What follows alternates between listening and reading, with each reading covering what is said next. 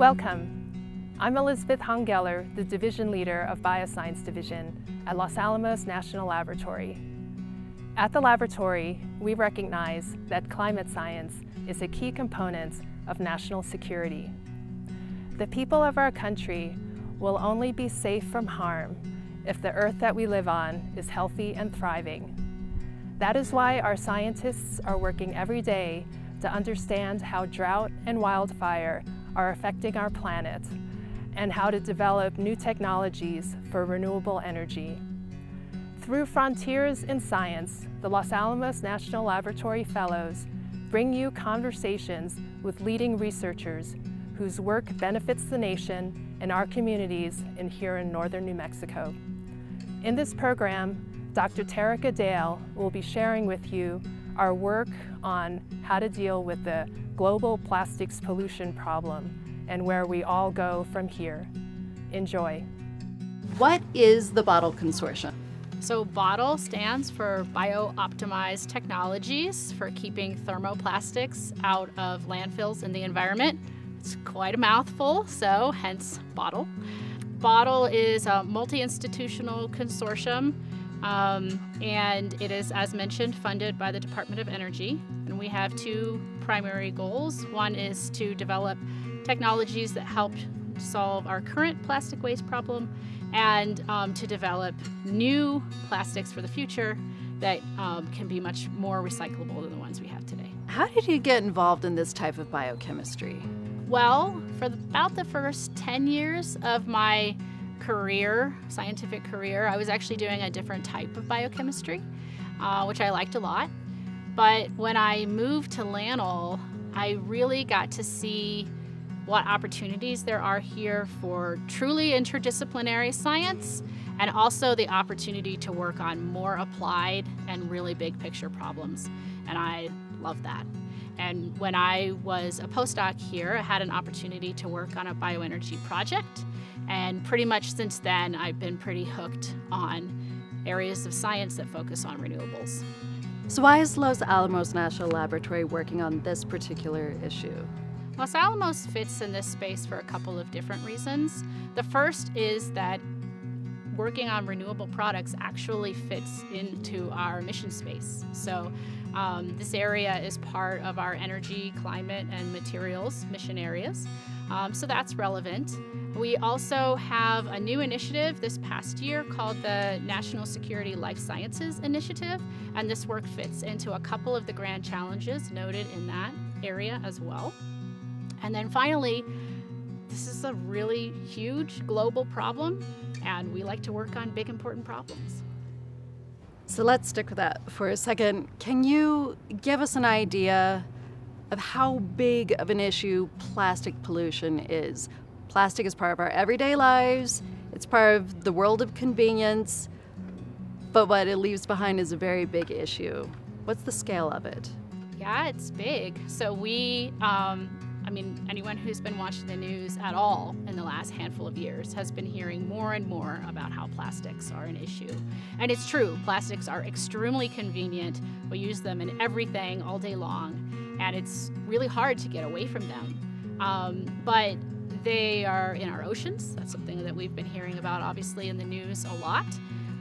There's so much in our oceans that it's estimated that we could have as much plastic by mass as fish in the ocean by 2050, and that's not very far away. And then even more recently, there was a science article that came out that talked about finding small plastic particles in the air, and those being deposited in some of our most important national treasures and parks. So it really is everywhere. It really is a huge problem. What are the consortium's goals? The goals, there are two goals. So the first goal is to develop approaches for taking our existing plastic waste and degrading it. So there are a lot of different types of plastics, and there are a number of different ways that they could be broken down and then ideally used again to make new products.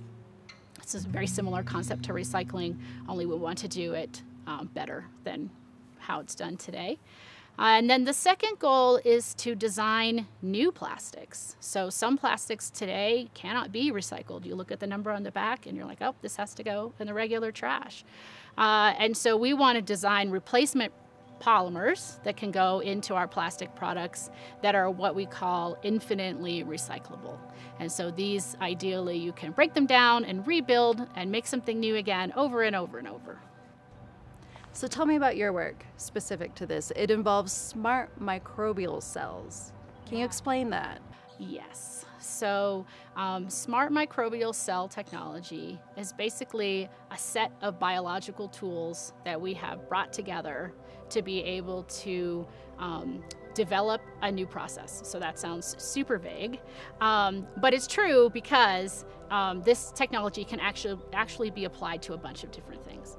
In bottle, the way we're applying this technology is to be able to find proteins or enzymes that degrade plastic faster. That's one of the primary things we're focused on. So I'll back up just a little bit. Prior to us joining this effort, it has been found that there are small microbes, small biological organisms that attach themselves to plastic in nature, secrete out molecules called enzymes that chew up that plastic, and then that microbe eats that as a food source.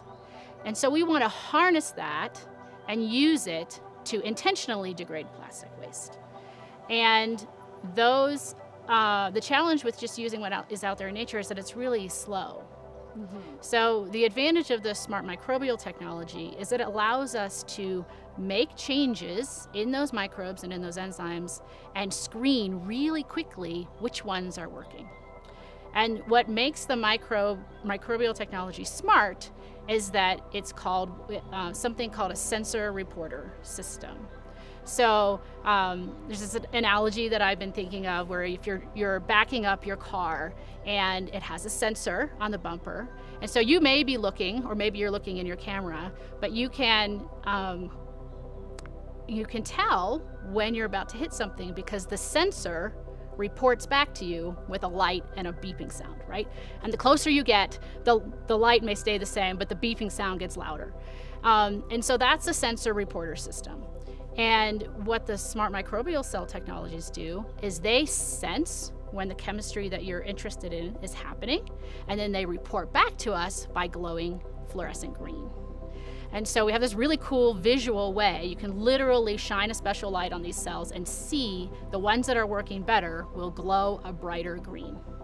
And so if we're looking for plastic degradation, we tie this green reporting system to plastic degradation. A word that you used was upcycle, and something that we do presently is recycle. Can you clarify the difference?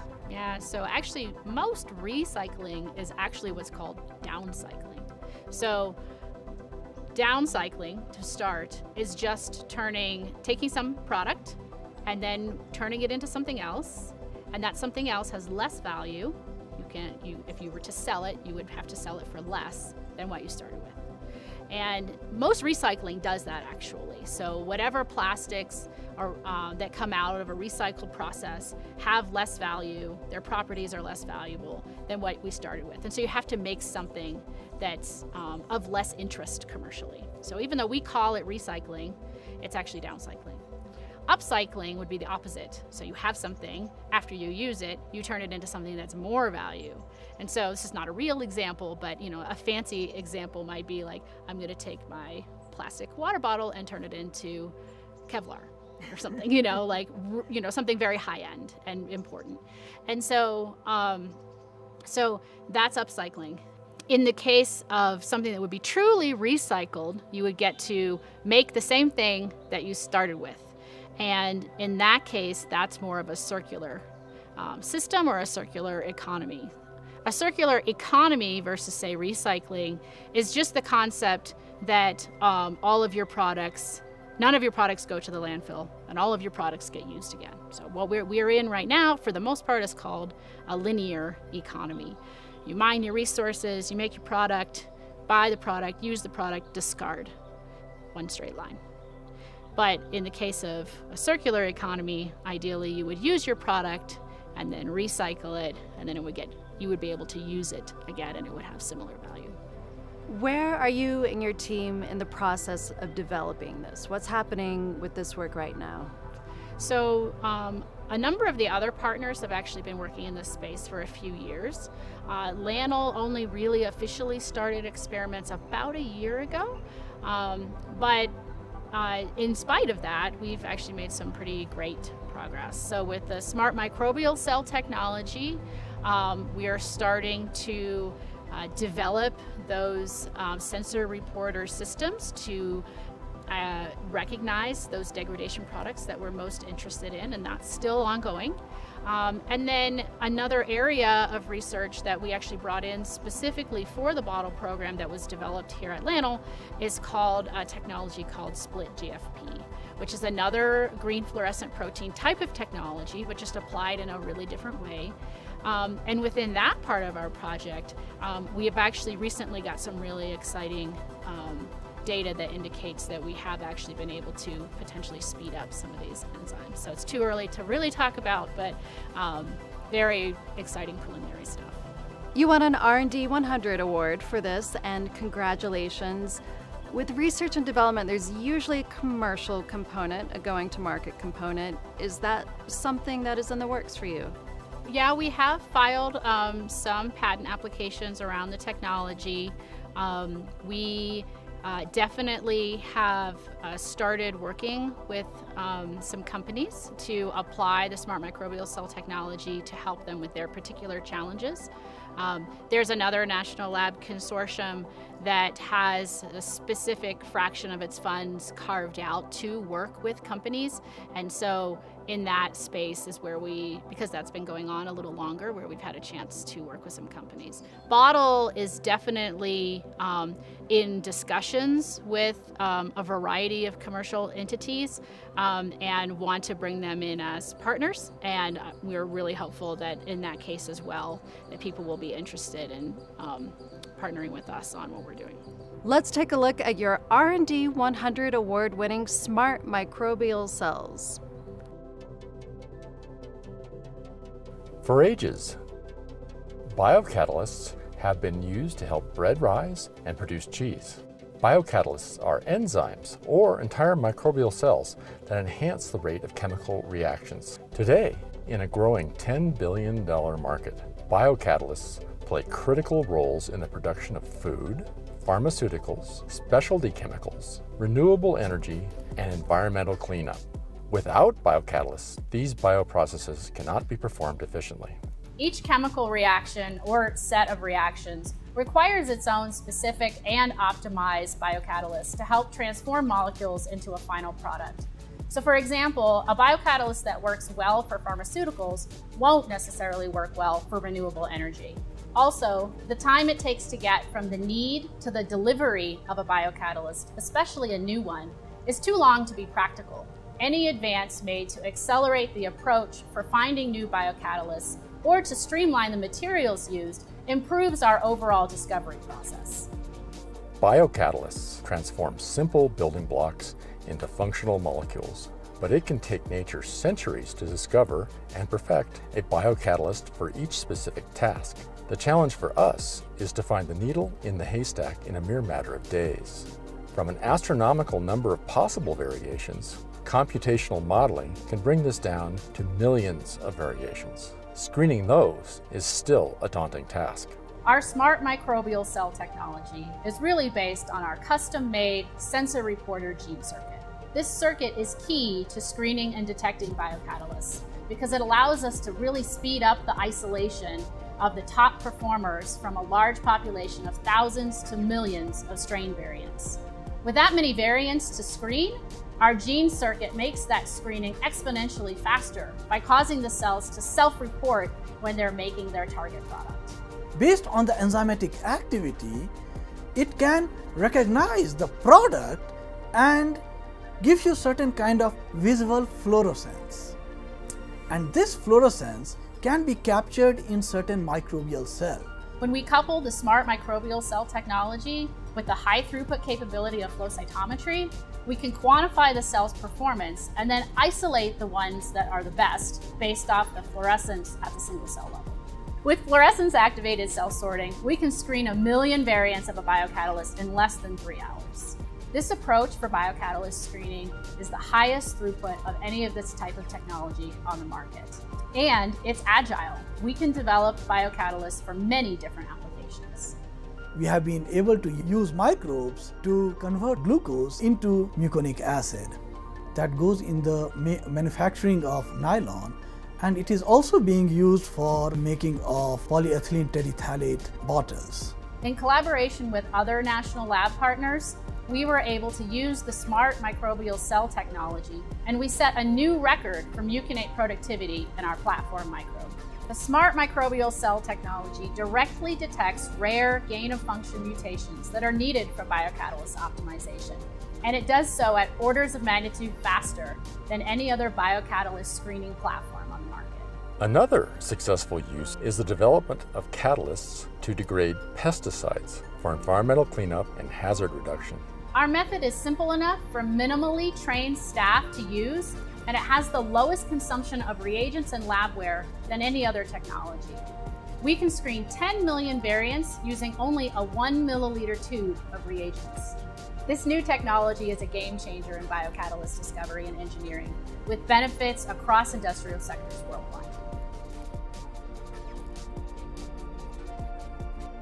That is fascinating and very exciting. Thank you. We were really pleased to get that award. Do you only use the smart microbial technology for the degradation, or does it also have another use?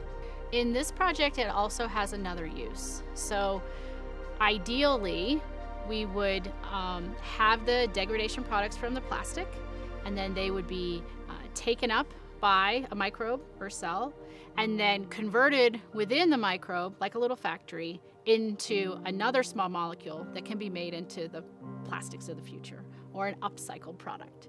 And so we want our microbes to do the upcycling. And when we engineer or manipulate those factories to do that type of chemistry, we have to make changes in them. And we run into these similar types of problems, as I mentioned before. So sometimes when you make your first changes, the cell works really slowly, or it makes only a tiny bit of the molecule that you care about. But because we have the smart microbial cell technology, and we can tie that molecule we care about to the green fluorescence, we can screen a bunch of variations of the factory as well as the degradation process itself. And so we're also aiming to work in the upcycling part of the project as well.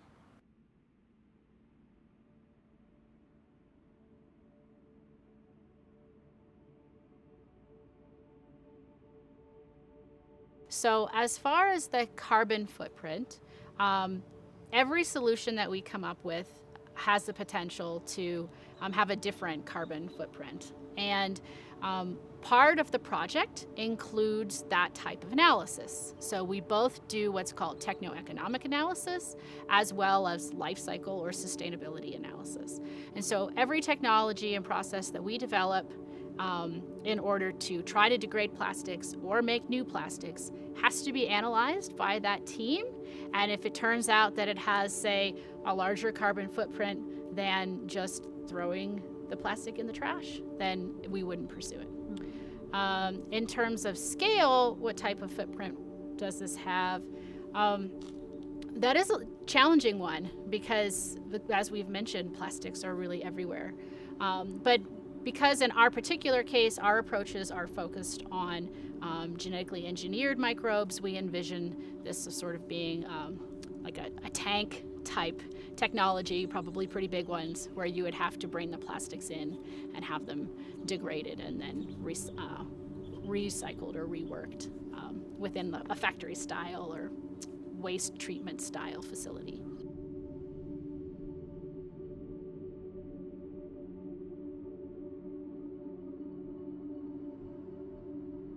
It is a factor in our development, and that's tied back to the technoeconomic analysis piece. They're also, the reader is, or the question asker is completely correct. We do want buy-in from the commercial sector. And so we have, again, a part of the team is really focused on that outreach and identifying who might like to partner with us to help solve this broadly.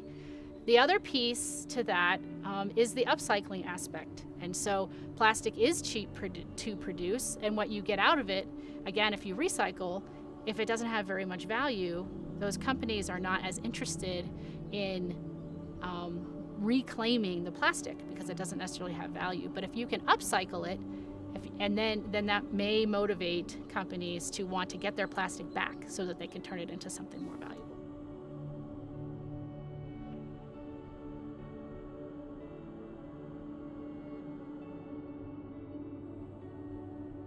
You can definitely make them red. That's been done. We are working in another project to try to use both red and green at once, which would make a yellow cell. But there have been a lot of variations of this particular fluorescent protein and similar fluorescent proteins that occur in nature, all the way from blue to deep red. So in theory, it's a rainbow.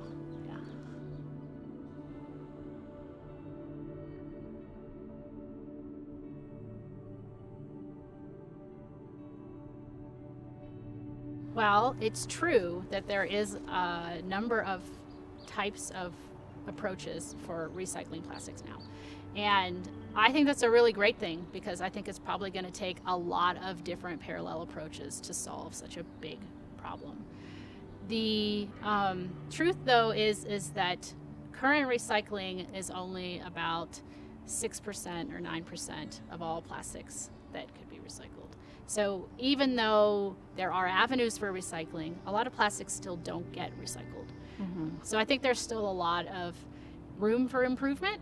And I say, buy the shoes with recycled plastic in it, but still, hopefully, we'll have some additional solutions in the future.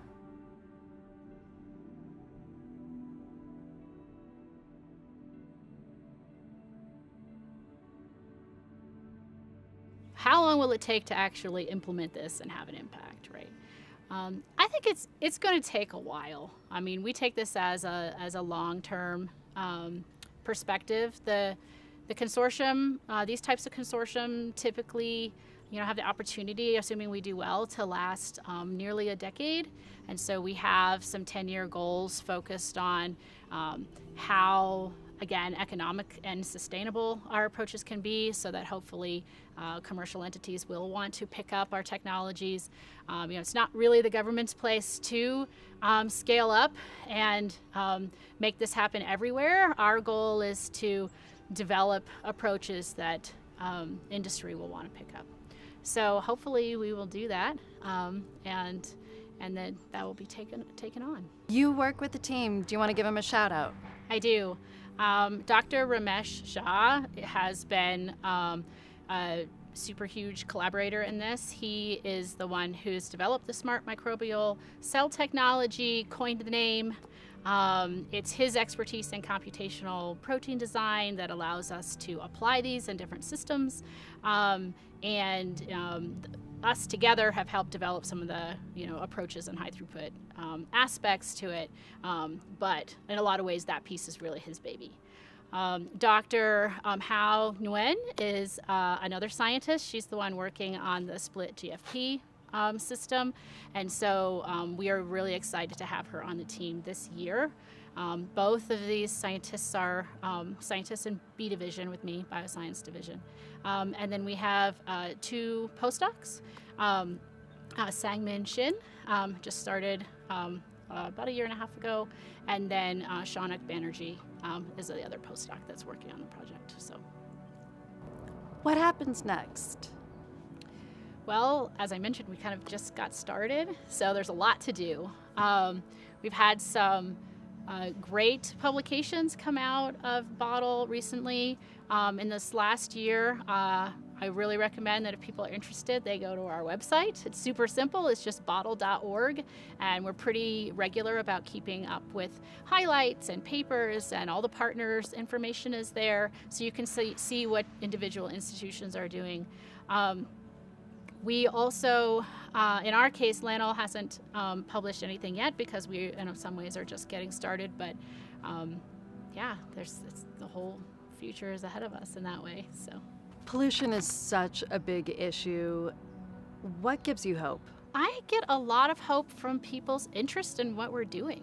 So, doing things like this, and getting feedback from people excited to hear about what we're doing and what we're trying to do, and seeing people's faces light up when they recognize the problem that we're working on.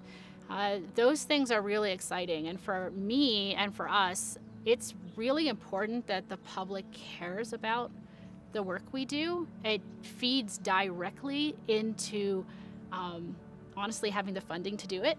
So for us and for me, when I see people caring about problems like this, it just means that there will probably be support to actually find an answer. Dr. Taraka Dale, thank you so much for being here tonight, for sharing this incredible information with us. I look forward to hearing what comes next. I'm sure it's going to be wonderful, and thank you for spending time with us and our viewers. Thanks so much for having me. It was really a pleasure. And thank you for watching this iteration of Frontiers in Science. And the next one will be in early 2022. Keep your eye on the Los Alamos National Laboratory website and the Bradbury Science Museum. Don't forget to sign up for the newsletter for more information as it rolls out. Thank you, and have a great night.